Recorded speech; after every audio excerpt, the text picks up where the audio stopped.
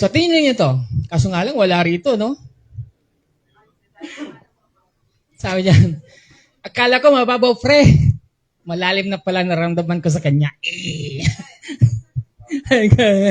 Sabi, wala si Sana, no?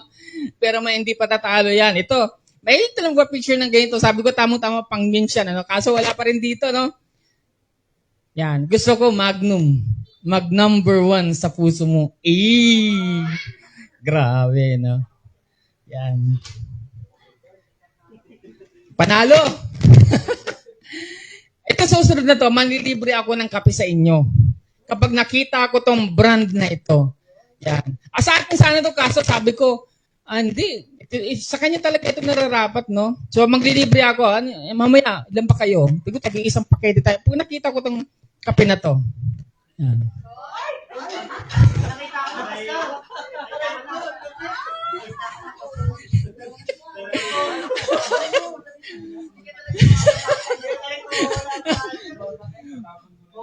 Pogi ko Blanca.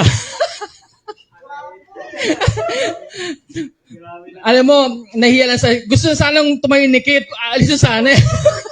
Nahiya lang. Nahiya lang talaga. Nahiya lang si Kay. Gusto talagang tumayo at parang mag-walkout na sana.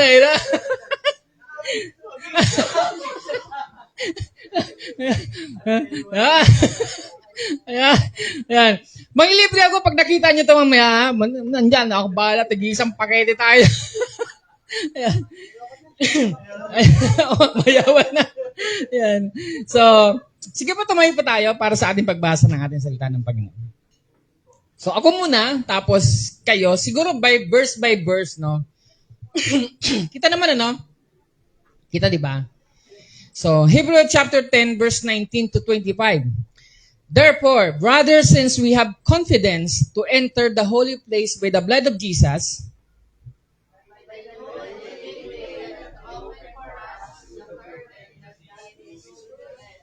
and since we have a great priest over the house of God,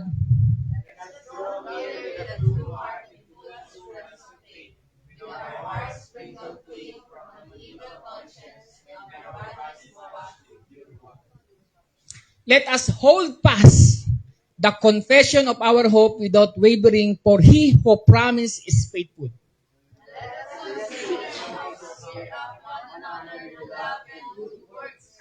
Sabay-sabay tayo, not neglecting to meet together as in the habit of some, but encouraging one another in all the more as you see the day drawing near. Manalangin tayo. Dakilang Ama, salamat Panginoon sa araw na to. Lord, thank you, Father God, for giving us your word, Father God. In the Holy Scripture, it says that we must hold fast, O God. Lord, pagpalain niyo po kami, Panginoon. Basbasan niyo po kami, Panginoon. Buksan po ninyo, Panginoon, ang aming mga isip at aming mga puso upang ang inyong salita, Panginoon, ay aming matanggap sa araw na to. Kayo po, o banal na Espiritu, ang sumama at magpahayag ng iyong kapahayagan sa pangalan ng Kristo Jesus. Amen. Sige po, magkapuno po tayo. Now, yung binasa natin dito sa Hebrew chapter 10 verse 19 ay ang konteksto nito ay yung mga Jewish Christian, no? Pag sinabing Jewish Christian, dati silang mga Hudyo at na-convert ngayon sila sa pagiging Kristiyano. Sila yung mga Hudyo na naging tagasunod ni Kristo. So pero wala na rito si Jesus Christ, umakyat na eh. Pero sa pagiging Kristiyano nila sa bansang Hudyo, di ba? Parang sa pagiging Kristiyano nila sa kinalakihan nilang bilang dati nilang relihiyon, no, pagiging Jew, nagkaroon sila ng mga persecution. Nahirapan sila. Bibigyan ko kayo ng isang bagay na para makita ninyo. Halimbawa, actually ginagawa ngayon ng buong relihiyon ngayon eh. Halimbawa, ikaw ay isang Kristiyano na businessman.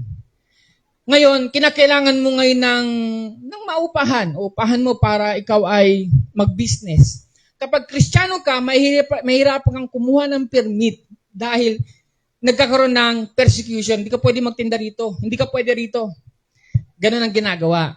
So doon, kapag hindi ka pwede, hindi talaga pwede. So bilang Kristiyano na dating Hudyo, dating Jew, naranasan nila yung iba't ibang pagsubok. Meron din mga pressure and discouragement. Parang sinasabi, ano ka na? Punta-punta ka pa kasi dyan eh. Nag-Christian ka pa kasi. Yan. Naniwala pa kasi ikaw sa Kristo na yan. Tignan mo, nahihirapan ka ngayon. Yung sinatawag na racial discrimination, dati pa yan. Simula pa yan. Nauna pa yan. Yung racial discrimination na nakikita nyo ngayon, nararanasan nyo ngayon, napakalit lang yan. Dati talaga, pag sinasabi mong, ito lang yung lahi mo, lahi ka lang ng mga alipin, lahi ka lang ng mga alipin. Lahi ka lang ng ganito, hanggang dyan ka na lang. Alam ko sa India, may tawag dyan eh, yung kapag pinanganak ka sa lugar na yon, kahit hindi ka pwedeng umangat. At nung time na to, yung meron talagang tinatawag na slaves. Bukod sa slaves, meron din tinatawag na iba ka. Kami lang ang superior, kami lang mga Jew. Yung pananampalataya mo kay Kristo bilang Christian ay hindi maganda. Kaya wag ka na dyan. Bumalik ka na. So nagkaroon sila ng discouragement ngayon na parang bang sinasabi sa kanila ng society, kasi siyempre buong Jew yan, yung buong Israel, na bumalik na sila sa dati nilang pananampalataya bilang mga Hudyo. Mayroong pressure. And tempted to abandon their faith in Christ and return to Judaism. Tayo na. Parang ganun. Pinipressure sila. So yun yung konteksto ng binasa natin. Kaya sabi ng manunulat, ng sumulat ng Hebrews. Alam niyo ba itong Hebrews na to? Siya yung madalas magkape. Di ba, Hebrews? Kaya yung mga nagkakape talaga, mga lalaki. Hebrews. Hindi, Shebrews. Yan. So, yan. May memes ka. Next day, may memes ka uli. So makikita natin, chapter 10 na book of chapter 10 ng Hebrews ang binasa natin. Pero sa verse 7 hanggang 10, makikita natin dito that pinaliwanag ngayon ng author ng librong ng Hebrew na si Jesus is the great high priest. Ba't babalik pa kayo doon? Di ba? May mga high priest kasi yung mga Hudyo eh. Ba't babalik pa kayo? Si Kristo na yung high priest. At sinasabi diyan na kapag si Jesus ang inyong high priest, siya talaga ang makakaunawa sa inyo. Kasi ang ginagawa ng mga high priest dati, sige, ano bang dadali mo sa tabernakulo, ano bang dadali mo sa templo? O kailangan matabayan. Pag wala ka, may pinagbibili ako, meron ako doon. Mura lang. Yan. So, ganun ang ginagawa ng mga high priest at that time. Kaya nga naalala niyo si Jesus Christ, pinagtutumba niya yung mga lamesa, magpapalit ng pera, nagbebenta ng mga hain na para sa templo. Tinumba lang niya yon, kaya nga siya nakulong. Pero hindi ibig sabihin na wala yun. Nagpatuloy yun. Hanggang dito sa Hebrew. So, ipinaunawa ng author. Actually, ang author ng Hebrew is unknown. Pero ang sabi ng mga scholars, ng mga Bible scholar, sabi rito si Paul Dolto, kasi si Paul, may kahalintulad kung paano gumawa si Paul ng liham at kung paano gumawa ng liham din itong Hebrews. Maghalos parallel sila. Pero kasi, if you're going to know the truth, kapag hindi sinabi ng Biblia, hindi sinabi ng Biblia. Ganun lang kasimple. Ang problema kay sa atin, hindi naman yung ibang mga pastor, hindi sinabi ng Biblia, dinudugtungan, which is very scary. Kasi kapag nagdugtong na, doon na nagkakaroon ng mga cultic practices, doctrines. So, hindi sinabi kung sino talaga. Kaya hayaan na natin, hindi na natin alam kung sino yung author ng Hebrews. Guess ba? Okay na tayo doon. Huwag na kayo magtanong sino ba yung author na yan. Pastor, gusto ko talaga malaman yan. Hindi ka sinabi. Okay? Hindi sinabi. Although sinasabi ng mga Bible scholar, si Paul yan. Si Paul. Pero hindi ka sinabi. Kaya, author na lang. Mas maganda pa. So, sinasabi rin dito habang nagpapaliwanag yung author para ma-convince o i-encourage, actually this is an encouragement and an exhortation sa mga mananampalataya na mga na-convert from Judaism to Christian. Sinasabi niya, alam niyo ba yung sacrifice na ginawa ng Panginoon, sacrifice yan once and for all. Wala na kayong gagawin sa templo. Hindi niyo na kailangan pang mag-alay ng kung ano-ano. So, sinabi yon from chapter 7 to 9, to 10. At sinabi rin niya na a new covenant has replaced the old. Wag Wala na yung old covenant, meron ng bago. Si Jesus Christ na nga yan eh. So, bakit pa kayo babalik doon? And hindi na yung law. Actually, sinasabi rito, Jesus Christ has supersede. Ibig sabihin, mas malakas, mas mataas sa anumang law, mas mataas siya kay Moses, mas mataas siya sa mga Levitical law, mas mataas siya sa mga law na ibinigay ni Moses. Sinasabi dito ng Hebrew. So wala na yan. At sinasabi rin niya na yung animal sacrifices never remove sins. Hindi totally nakakapag-remove ng sin. Hindi naman kasi po pwede na pumunta ka sa ng langit, diba? Pumunta ka ng langit at merong timbangan, titimbangin ka doon. Tapos, laki ng kasalanan. Ang liit ng kasalanan. Oh, maliit lang kasalanan mo, pasok ka na. Hindi ganon. Hindi ganon sa langit. Hindi ganon ang pagtaya ng Diyos. Sa Diyos, maliit o malaki, ang tawag dyan, sin. At kapag may sin ka, hindi ka makakapasok sa kalangitan. Hindi ka ligtas. Kaya nga sabi nga, diba, ang righteousness natin ay hindi sa atin nang gagaling, kundi si Kristo Jesus. Kapag tinimbang tayo, ang tinitimbang nila, hindi naman ikaw. Ang tinitimbang nila si Jesus Christ. Amen, nagigets niyo ba? Actually, sa Hebrews, makikita mo rito yung doctrine of justification, doctrine of sanctification, doctrine of, 5 yan eh. Basahin eh. Makikita niyo doon. Jesus have it all.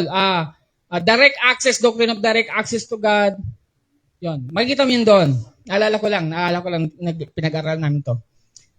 And also, sabi dito, through Christ's blood, believers have complete forgiveness. Dahil sa nabayubay sa krus ng Kalbaryo si Kristo Jesus, complete na yung forgiveness mo.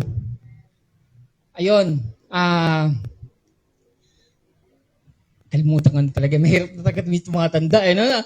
Ay, naano kayo mga pinag-aralan namin. No? Yan. Atonement. Yun. The blood atonement. Kasi sabi nga, di ba wala bang kasalanan na hindi kayang linisin ng dugo ni Kristo? Ayun ang pinagdidebatehan namin dati. At walang kahit na anong kasalanan kayang linisin ng dugo ni Kristo. The atonement of the blood of Christ, ang tinatawag nila, no? So, sa umagang ito, ang title natin ngayon is ito, Hold Fast, Don't Let Go. Yan, sinasabi, di ba, nakita niyo naman kanina, na di-discourage na yung mga mananampalataya. And I know some of you are here, no? Siguro, bit lang naman, ay discourage na kayo. Ayaw ko na mag-church dyan sa gym. Mainit. Ay, dami kong ginagawa sa school. Ayoko na mag-ano dyan kasi si pastor din, hindi na ako nililibre ng ice tubig. Ganun, discourage na, no? Ayaw na. Pero sinasabi ko sa araw na to, wag. Hold fast. Don't let go. Amen po. So, kapit lang. Kapit ka lang, kapatid. Kapit lang kasi, don't let fear replace your trust. Kapit lang. Huwag mong hayaan ang takot ay mawala ang iyong pagtitiwala dahil sa takot mo. Yan ang sinasabi. Maraming persecution ang mga Christian Jews that time. Pero sinasabi ng wag. At sinasabi rin ngayon, kung may mga bagay na kinakatakutan ka dahil sa pagsunod mo sa ating Panginoong Kristo Jesus, wag. Mas maganda pa rin ang magtiwala. Amen? Wala akong nakita na tao na nagtagumpay nang hindi nagtitiwala. Magtiwala ka pa din. Halimbawa, yung eroplano. Sa totoo lang, sino ba magsasabing hindi babagsak ang eroplanong sasakyan mo? But, life must go on. Magtiwala ka pa din. Sumakay ka pa din ng eroplano. Tama? Yung mga mga movie rider ngayon, di ba? May binalang, alam mo, wala nang hold up to, walang ganun eh. Pagbabang ganun, tsak! Grabe na ngayon, Dati may warning pa, hold up to, taas ang kamay mo. Ba, pwede ka pang magmakaawa. Yun, nakita mo yun sa nag-trending. Pagbaba mismo, yun na. Ganun lang. Parang, teka muna. Parang kung ako yung i-seminar ko yun. Teka muna, lahat ng mga hold-upper dito muna, i-seminar ko kayo. Pwede bang mag-warning naman kayo? Para alam mo naman tao. Ang hirap naman ng ginagawa. Hindi naman makatao yung ginagawa nyo. Saksak agad. Pwede bang sabihin nyo, di ba? O isa man nanonood. Oy, kung mayroong hold-upper dyan, wag naman ganun kapatid. Maawa ka naman. Pag-warning ka naman, ibibigay naman sa iyo yan eh. Ano bang kailangan mo? Cellphone. Pera. Ibibigay naman sa iyo yan, pero yung buhay na kukunin mo, hindi mo na sasauli yun. Kaya, alam mo, bibiyahe pa rin ang mga movie rider, yung mga sa dahil kailangan nila eh. Magtiwala pa rin sa kanilang mga magbubuk sa kanila. Ganun talaga. Life must go on. So don't let disappointment weaken your hope. Huwag hayaan na na-disappoint ka, yung hope mo mawala. Mas maganda pa rin sa buhay ng tao, baon-baon lagi ang pag-asa. Amin ba? Halimbawa may wala ka ngayon. O sige, mag-isip ka na wala ka ng hope na makukuha mo yun. Kaysa dun sa mag-isip ka na kahit malayo yun, alam mong makukuha mo yun. Mas maganda pa rin maglakad ka na may ngiti at merong pag-asa na makukuha ko yun. Mangyayari sa akin yun. Balang araw, hindi na ako mapabasa ng ulan habang ako'y nagmumotor. Hindi, pero totoo. Pinangarap ko yun dati. Pero ang bata-bata ni Samuel dati, nauulanan. Umiiyak ako doon. Umiiyak ako doon sa gilid ng daanan kasi kami dalawa lang. Minsan si Eva wala eh. Sabi ko, Lord, sana naman, Lord, kasama ko yung anak ko, hindi kami naulanan. Umiiyak ako dati dahil doon. At nangyari naman. Hallelujah. Kapote, no? Nangyari naman.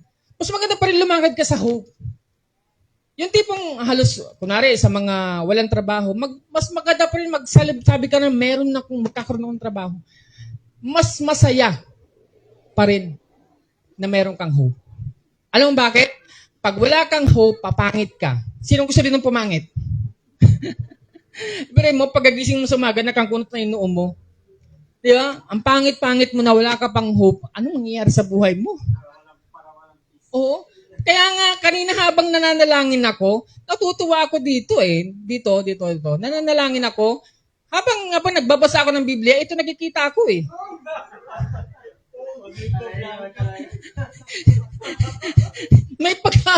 May pag-asa akong pumogi.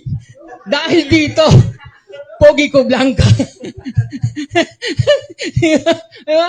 Mas maganda pa rin yung masaya ka. Diba? Abigyan kayo ng sample. Maglakad kayo sa kalye, kasang kalye, maglakad kayo sa kalye na wala kayong pera. Versus maglakad kayo sa kalye na meron kang 100 dito. Anong mas masaya? O 500 na, anong mas masaya? May pera ka. Kasi kapag napatigil ka, may milk tea, makakabili ka. Makita mo yung crush mo, makakapagpa-impress ka. Oy, hello crush.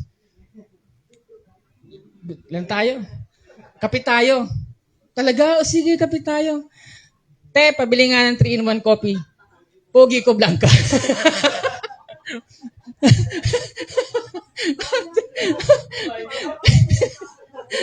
Baka ito na naman mag-retain sa inyo mamaya. Anong sermon ni Pastor? Pogi ko blanca.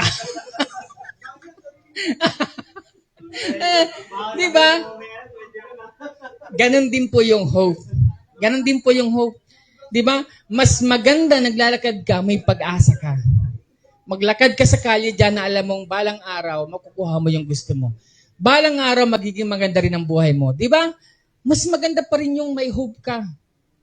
Di ba? Kaya wag na wag mong hayaan. Dahil sa may mga pangyayari na disappoint ka dahil hindi nangyari yung gusto mo, mawala yung hope mo. And also, tandaan nyo ito, and don't let the pressure of this world pull away from Christ. Maraming pressure ang ngayon, ang mundo ngayon. Iba-ibang kaparaanan, iba-ibang katawagan. Di ba? Iba dyan, business. Dapat wag kang patatalo sa business na yan. I-confirm mo, i-decree mo, Lord, pag Sunday, nasa church ako. Kasi ang dali lang din naman magdahilan para mawala ka sa Sunday. Para hindi ka mag-worship. Ang dali lang magdahilan. Tama? Namatay yung aso ng kapitbahay nyo. Kasi, bakit ka wala eh? Kapitbahay mo, kasi yung pulgas niya, inaanak ko. Dali lang magdahilan. Pero, sino ba nawalan? Ikaw. Kasi this is your charging area. The church. Dito ka mapapalakas. Dito ka mangangarap muli. Dito ka magkakaroon ng hope. Dito ka magiging pogi ko blanca. Amen. Hallelujah. Di ba? Diba? Tandaan, the same Savior who saved you is the same Savior who will sustain you. Alam ko, matagal, marami na ninyong nakita itong quotes na to. Pero, ano siya eh? Universal siya eh. It's everywhere. Yung Diyos na siyang nagligtas sa'yo, yung Diyos din na siyang magsusustain sa'yo. Kaya kaming dalawang mag-asawa, hindi po kami perfecto ha. Meron kaming mga pangangailangan din. May mga pagluha at kalungkutan din kami. Pero pag dumarating yung sinasabi namin, ang salitang ito, at gusto kong maging salita din ninyo ito, kailan ka ba pinabayaan ng Diyos? Pag narinig mo yun, get up! Di ba? Get up. Nung bago kami mag-asawa, kapag ako, kunwari nakahiga ako, gagayan yan. Ano? Ganyan ka na lang. Ganyan lang buhay mo.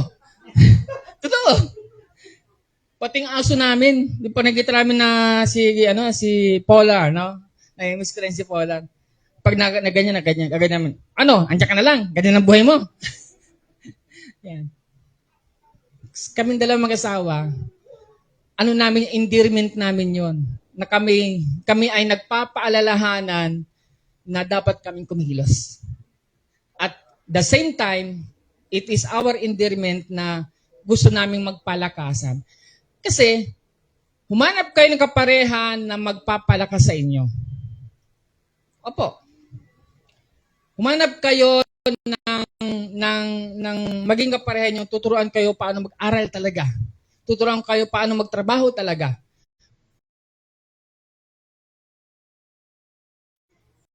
So, when your path is uncertain, trust His presence. Yung di mo na makapa, pero pagkatiwala mo yung presensya niya. Tama? Mabawa rito, Lord, hindi ko alam eh. Pero I will trust your presence. Church ako. When your answers are few, trust His promise. Oh, may promise pala si Lord sa'yo. May promise pala si Lord sa akin. Pagkakatiwalaan ko yun. Kaya nga sabi ito sino ba si Lord sa buhay niyo? Sino si Lord sa buhay niyo? Sa akin, God is my provider. Because God is my provider. God is my healer. Because God is my healer. Kung ano yung bagay na gusto mong gawin ni Lord sa'yo, declare mo dahil yun ang Diyos natin. Siya ang lahat ng may gawa niyan. Amen po? Amen? Now, when your strength is gone, trust His strength. Lord, di ko na kaya, kayo na po. Kayo na po ang bahala. Amen po? Tingnan po ninyo. Itong boat na to, yung ship na ito, hindi naman yung violent storm ang nagpapawik sa kanya. O kaya siya nakatayo, hindi naman dahil sa storm na biglang nag-weak. Di ba? Hindi naman dahil sa mga alon na nawala, kaya siya nakatayo. Nakatayo siya, hindi siya natutumba or hindi siya lumulubog, dahil dun sa anchor. Amen? So the waves may be fierce, but the anchor keeps the ship from drifting. Yun lang talaga. Kaya sa buhay natin, yung mga Hudyo at that time, yun din ang pinapaalala sa kanila nung sumulat ng aklat ng Hebrews. Oo, hindi mo mawala yung persecution, hindi mo mawala yung temptation, hindi mo mawala yung ipipressure ka. Pero hayaan mo sila. Basta hold fast in your faith. Nakatayo ka. nakaangkla ka. Actually, itong angkla na to, ang ganda nito eh. Alam bakit? Paano ba inaangkla ang boat? Pababa, di ba? Pero sa atin, sabi doon, Jesus is our anchor. Di ba? Nasa Bible yan. Siya yung ating anchor. Hindi inaangkla pababa, inaangkla pa langit.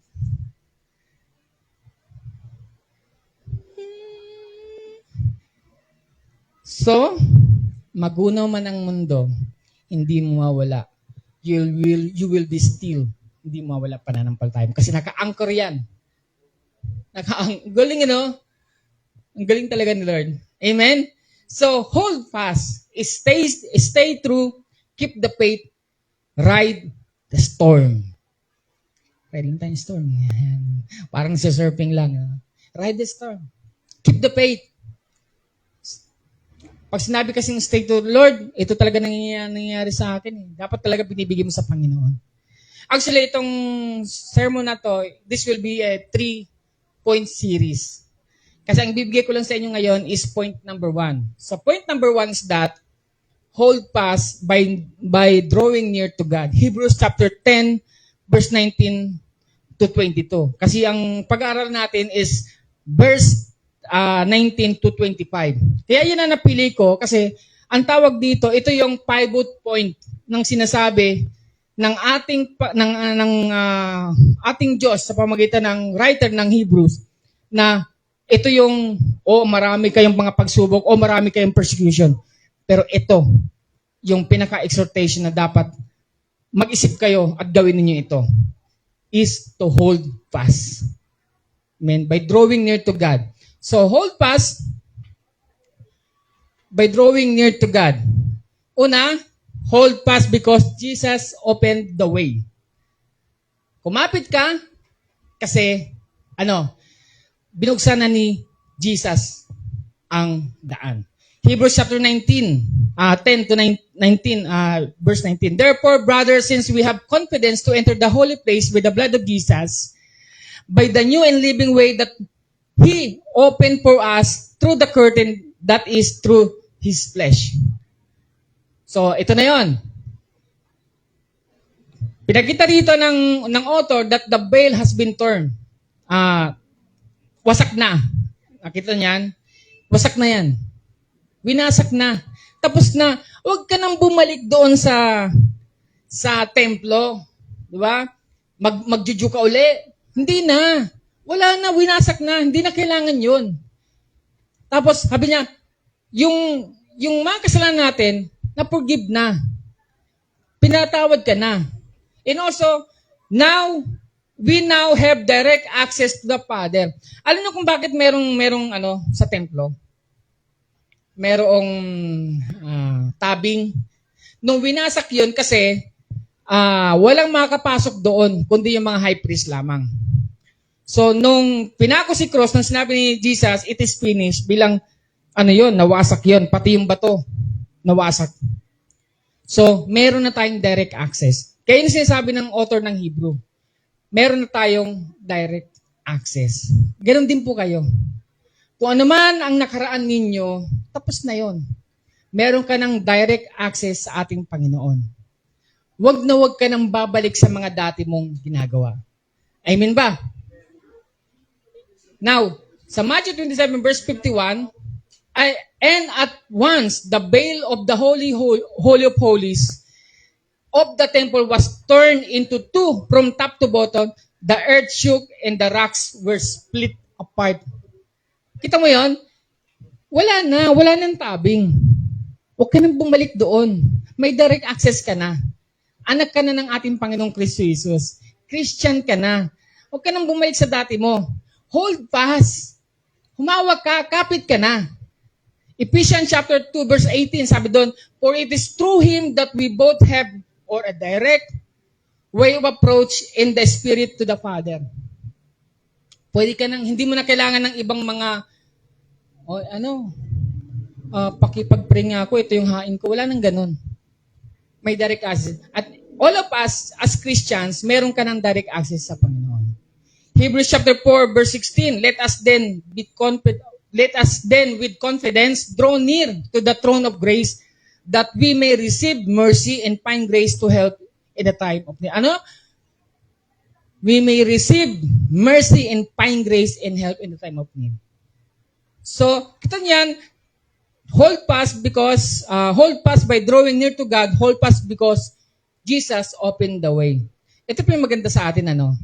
Kapag ang Diyos ang siya nag-open, walang pwedeng makapagsara. Amen? Yung mga pangarap mo, pag si Lord Jesus Christ ang nag-open yan, madali man yan, mangyayari yan. Amen po? Pangalawa, hold fast with a sincere heart. Dapat sincere ang puso natin. Sabi nga sa 22, let us draw near with a true heart. Pupasok tayo ngayon sa Diyos, magpapalapit tayo sa Diyos na may sincere heart. Pag pupunta kayo sa church, lagi nyo sabihin, Lord, ang puso ko, ayusin po ninyo. Lord, mag-church po ako. Kaya nakikita ninyo ang prayer lagi natin, linisin tayo ng banal na dugo. Dapat tayong papalinis.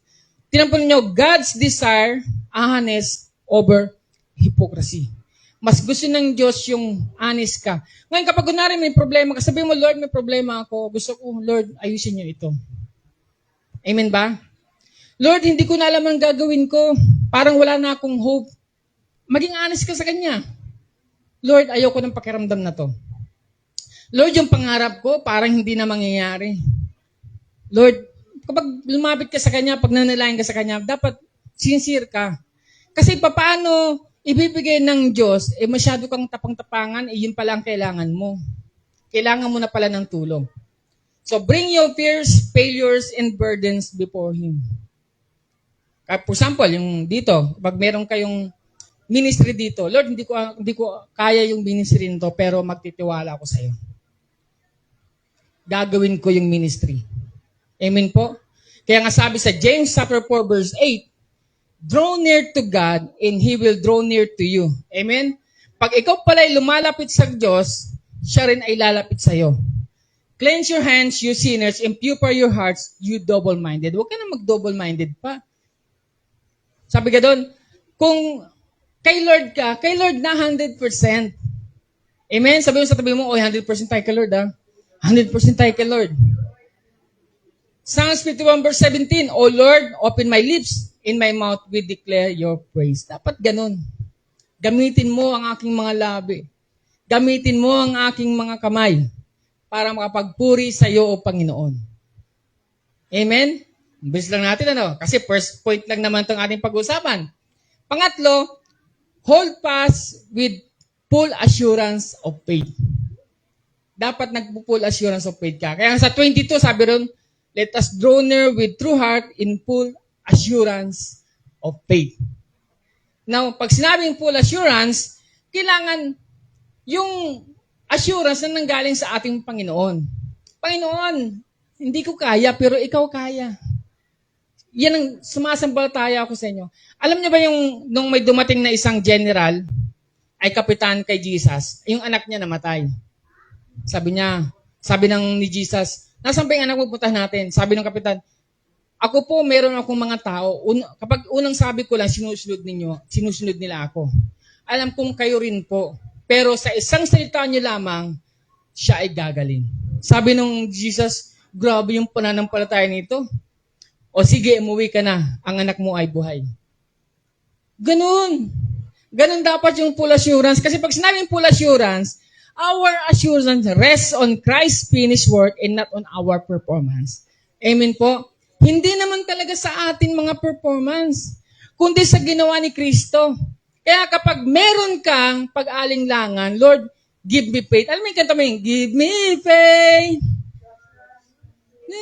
Yun eh. Tama po? Kasi hindi ka naman talaga makakapanampalataya. Sabi nga, di ba, we are saved by grace through faith. Sabi ng ibang mga hindi nakakaunawa, o tina mo, kailangan nating magkaroon ng faith. Pero ang tanong, saan ba galing yung faith na yan? Sabi doon, the gifts of the Holy Spirit is faith. Hindi ka makakapanampalataya kung hindi ibibigay ng Diyos yung faith na yon. At yung faith na yon, gagamitin mo para sumampalataya kay Kristo. Nagigets niyo ba? Kaya ganun ka kamahal, pinili ka ng Diyos. Sa totoo lang, yung pagsama-sama natin, hindi po ito aksidente. At ako'y naniniwala, each one of us, lahat ng mga tao sa mundo may pagtawag. At kung saan ka tinawag, doon ka lalago. Dito sa church, alam kong dito kayo tinawag at dito kayo palalaguin. Amen po? Tignan mo naman yung sino ba yun to?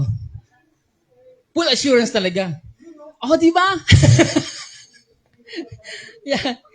Romans chapter 8 verse 1 sa True Life Version, Tree of Life Version. Therefore, there is now no condemnation for those who are in Messiah, Yeshua, or in Christ Jesus.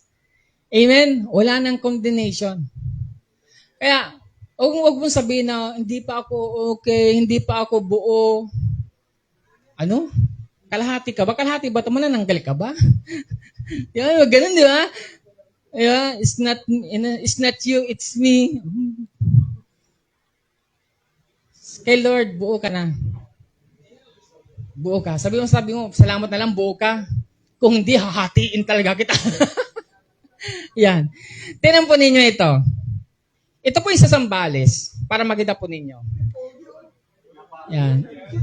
Nakita po ninyo ang hawak, yung kamay ni Sam. Diba? Nakaganon yan. At hindi siya nagle-let go. Alam nyo bakit? Doon kasi sa Sambales, at pupunta tayo doon, punta tayo November. Ang alon doon ay malalakas. Si Samuel, mahilig yan sa tubig, sa pool. Pero never yan sa dagat. Pero ngayon, nagdadagat ka na, Kasi takot na takot siya sa waves. Takot na takot siya. So, natatakot siya sa storm, natatakot siya sa waves, natatakot siya sa hangin at sa dagat doon. Pero alam niya kung saan siya safe. Sa mama niya. Yeah. In the loving arms of his mommy, Eva. So the waves may still be rage outside, but the child rests because of his mother's presence. Likewise, God's presence becomes our refuge in life's storm. Amen?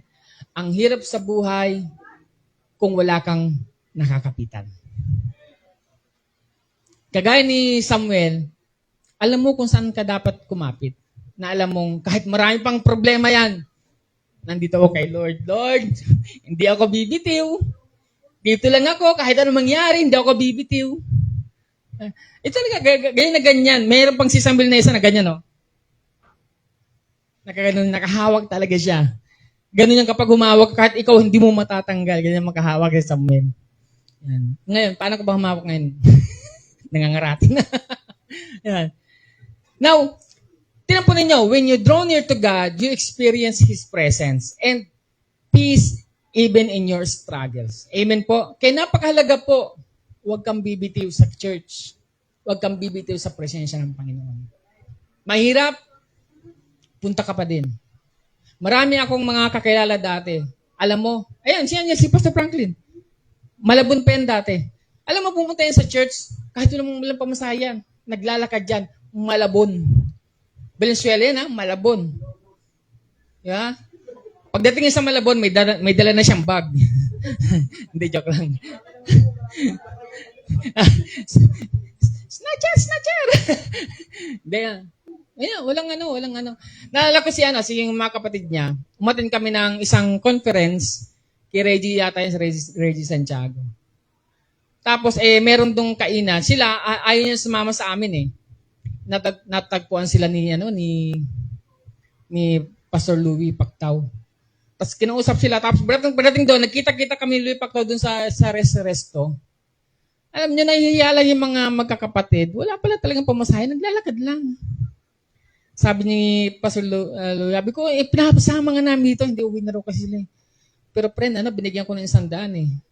Sabi ko, bago silang umalis kanina, sabi ko, may pamasahe ba kayo? Sabi daw, meron daw.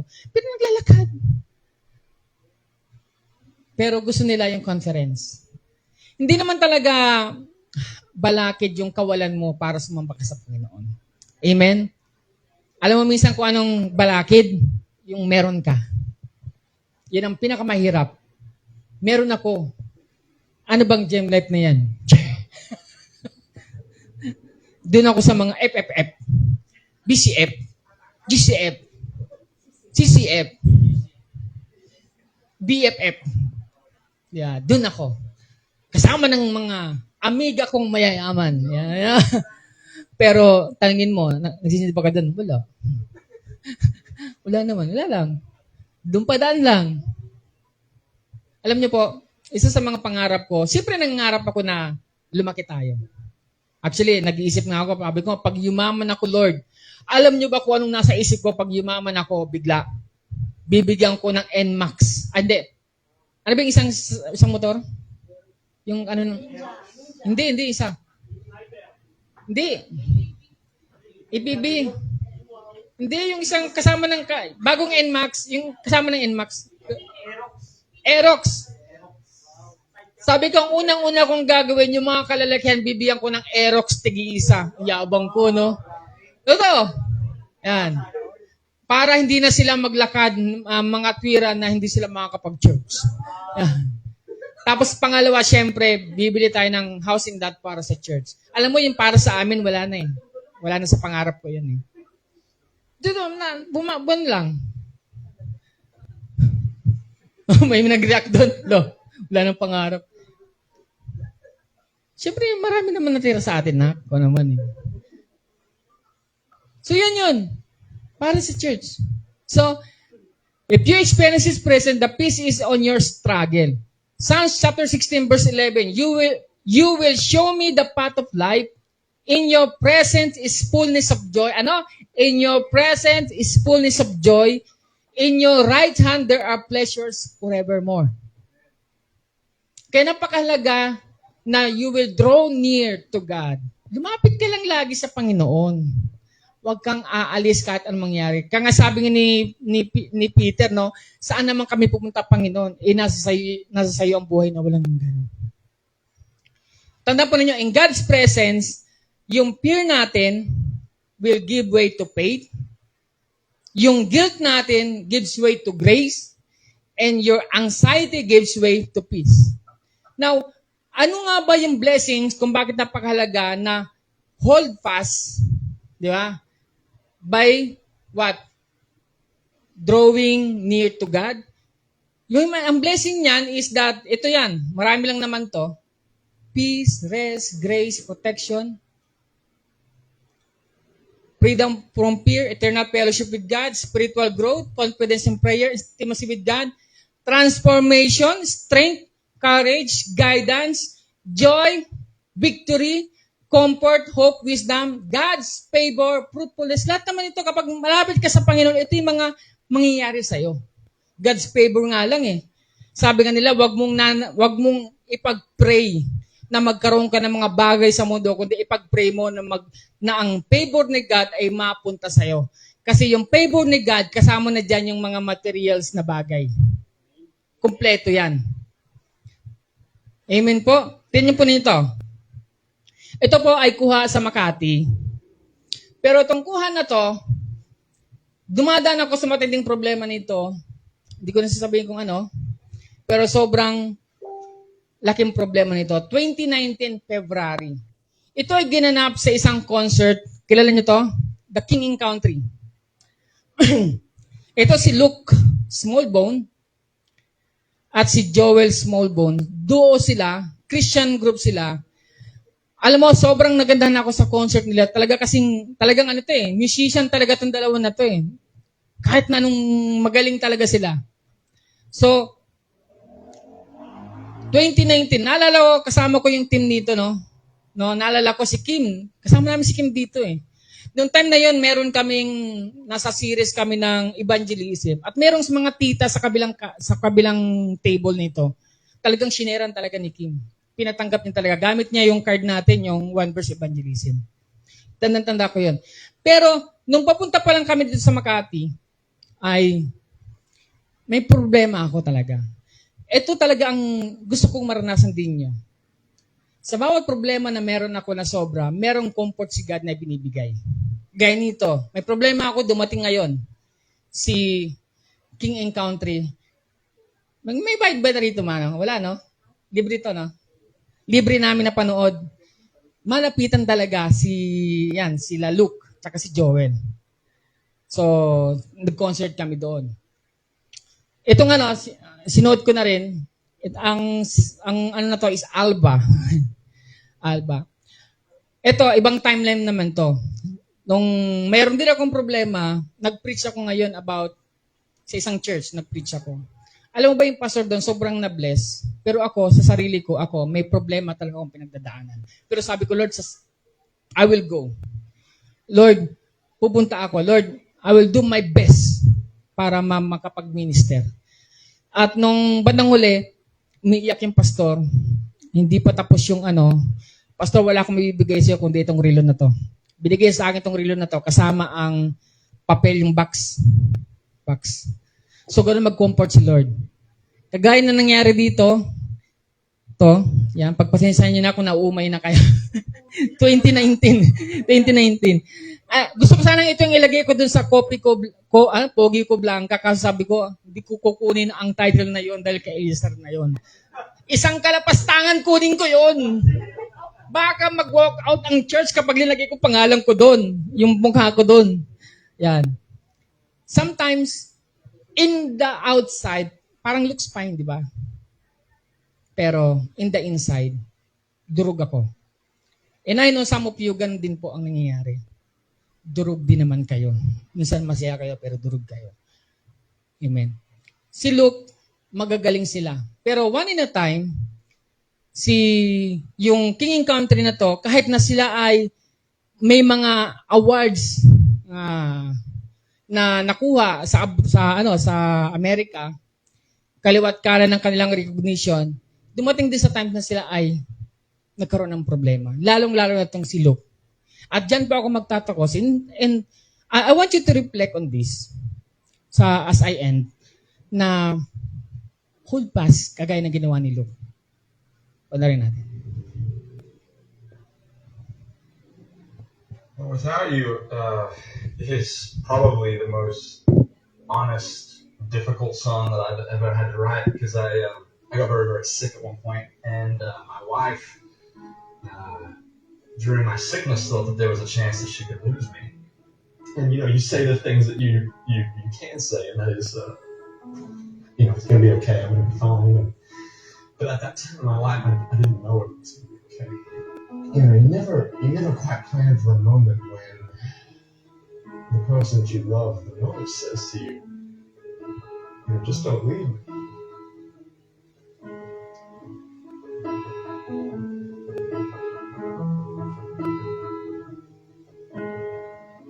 What do you do when you don't get better?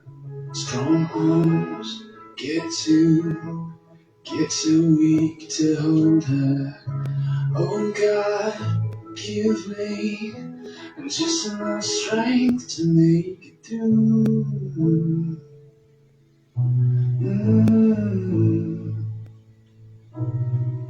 Sleepless, this madness is walking me out to the ledge and stands there beside me, shivering out on the edge. And oh God, all I ask is a little relief, just a moment of peace. I don't want to live without you. I'm not ready to live without you. So let's time and spend a little, laugh a little, hope a little more. 'Cause I don't wanna leave without you, without you.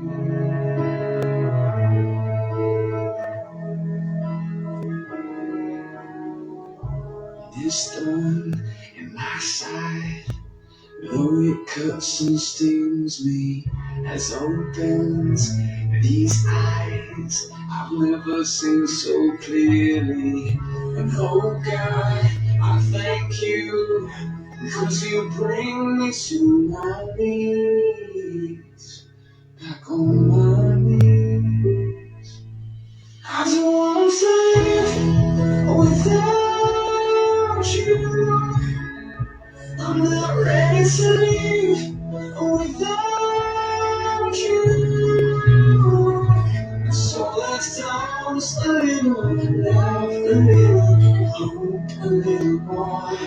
Yes, let's dance a little, laugh a little, and hope a little more.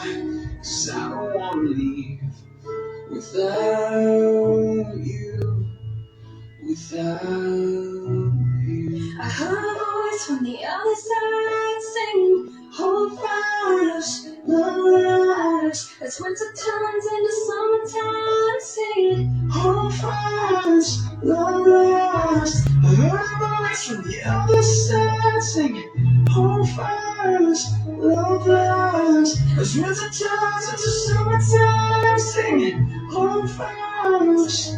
So let's dance a little, laugh a little, and hope a little more.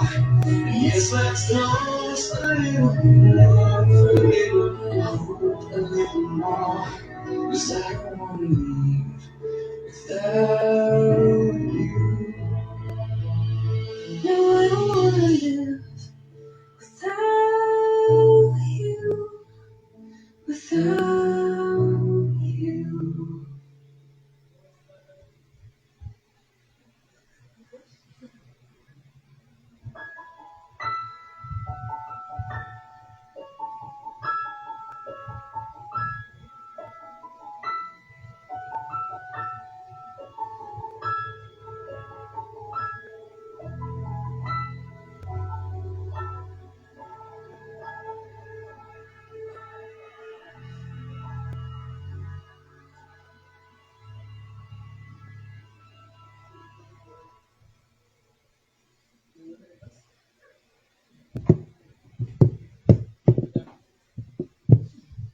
Sige po, tumayo po tayo. Alam po ninyo, kagaya po ni Luke, no? Yung nilalaban niya, hindi lang buhay niya, no? Kundi pamilya niya. Nagkaroon siya ng karamdaman at buntik na talaga siyang mamatay. Kaya nga napin niya, no? Sa darkest moment niya, napin niya yung song na yan. And I know some of you ay dumarating din sa discouragement na parang ayaw niya na magpatuloy. Sinasabi ng Panginoon sa inyo ngayon, hold fast. Kapit ka lang. Don't let go. At masarap pa rin mabuhay. Masarap pa rin magpatuloy. Masarap pa rin mangarap. Masarap pa rin mag-hope. Maraming goodness ng Panginoon ang ibibigay sa inyo ngayon. So I want you to pray with me